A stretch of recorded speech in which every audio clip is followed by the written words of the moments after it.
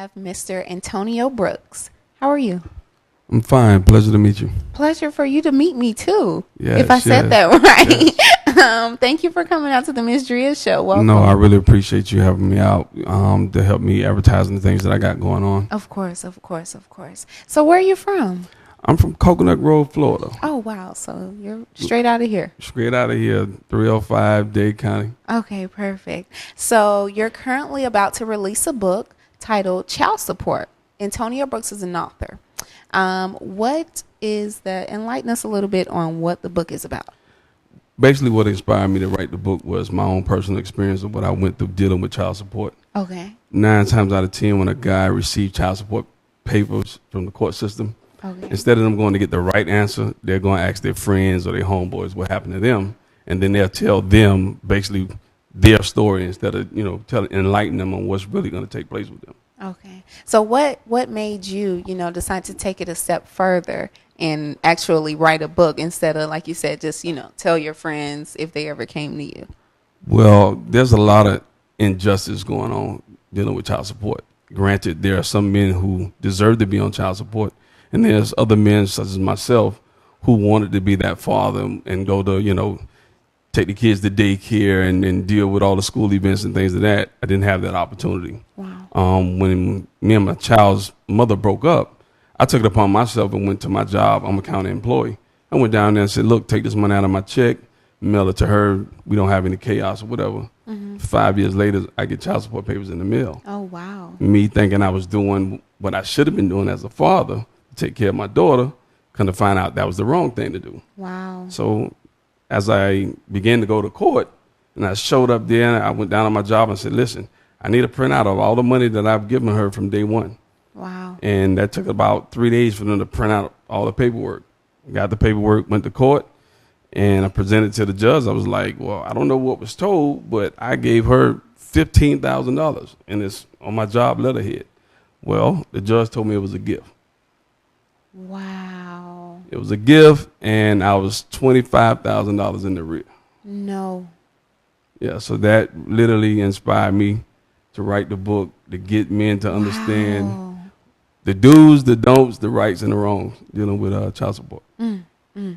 So you touch on certain things. That is just so crazy to me. Yeah. That it makes sense, if you want to be that anal about it, but it's like, seriously, Yes, seriously. yes. I don't want to write the book to down women. Mm-hmm. I want to write the book and give guys state statutes. Yeah, educate them. Educate them and let them know, it's actually that child's right to receive child support, but it doesn't necessarily have to be from the man. It's the absentee parent. Yeah, exactly. So whatever parent is absent, whether it's the woman or the man, they're responsible for child support. Exactly. A man can be placed on child support for many different reasons, even if he's doing like I was doing. If she's receiving some type of public assistance, whether it be food stamps, Medicaid, a check, as the absentee parent, you're responsible for paying that back. Wow.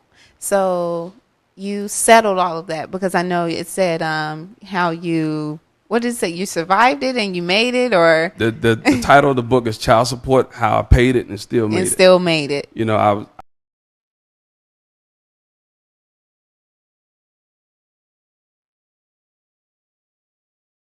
Okay. Wow. So when can we expect the book to be released?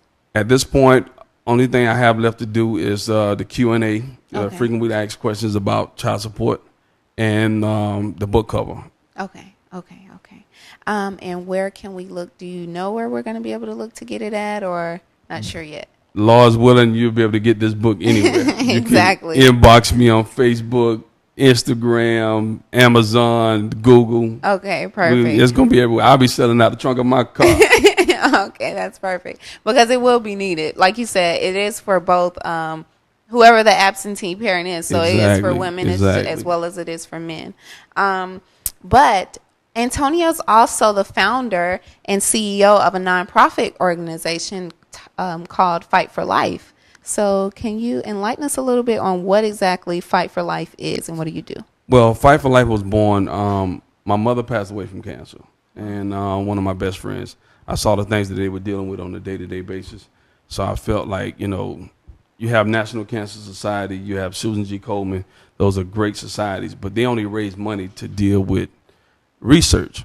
But what about the person that's actually dealing with this cancer on a day-to-day basis? So what I ended up doing was I had a friend of mine, she was dealing with cancer, but she was a single mom, and her lights were off. She didn't have daycare. She couldn't pay for formula and Pampers. Wow. So what I did was I came up with an idea. I went out and got a pair of boxing gloves, and I got all of our friends together, and everybody signed the gloves. And when they signed the gloves, they gave a donation. And with that donation, I was able to find some of her neighbors, some of her church members, some of her classmates, and they signed the gloves also. When we was done, we all took her out to dinner, and she thought she was just going out to dinner. And I showed up and I presented her with the gloves to let her know those days that you want to give up, there's people that's fighting with you. Exactly. And that's where all these signatures come from. People who signed the gloves, they gave a donation. We was able to raise enough money to pay her light bill, get Pampers and milk for her kids, put food in the refrigerator, things of that nature. So, you know, what separates me from other societies, I want to do something for a person up close and personal and direct. That's great. You're being a blessing to others and to people who are not in a position to, you know. Trying to. That's great. That's great. So how long have you been doing this? Fight for Life was born in 2012. I was just doing it underground, just, you know, out of the goodness of my heart. Like, as of right now, every 2 weeks, I take money out of my check and I have a bank account set up now. And I had a lady stop me one day and she said, listen, somebody's going to steal this idea. So you need to go and file all the paperwork with the state of Florida, start, you know, filling out the paperwork for the 501(c)(3). Mm-hmm. So in 2013, I started doing that. And right now, the 501(c)(3) is pending. And I get donations. People mail checks to my P.O. box. I have random people stop me on the street and say, hey, I like what you're doing. I have a Facebook page that advertises everything. It's called Fight for Life Corp on Facebook. Okay. So, you know, anybody can go on there and see all the things that I've done over the last 2 or 3 years. Okay. So as far as I know you're looking to get events set up. Yes. So then people can attend, and that way you can get funds. But as far as receiving funds now, how can people contact you to help donate? They can contact me through, like I said, my Facebook page, Facebook Fight for Life Corp. You can contact me direct. I answer my phone. I don't have any secretaries or anything like that. So you can contact me at 786-663-3532, or you can email me at TonioHPBrooks@gmail.com or brooksa32@yahoo.com. Perfect. So I'd just like to thank you for coming out, Antonio, and I'd like to thank you with everything that you're doing, this organization, really and the information that you're providing in your book, because that is needed information. Yes. And I would hate for anyone to go through what it was that you experienced. It's been a hard road, but you made it. I made it. As of yesterday, my son turned 17. Oh, wow. Congratulations. And 365 days from having the child support chokehold released.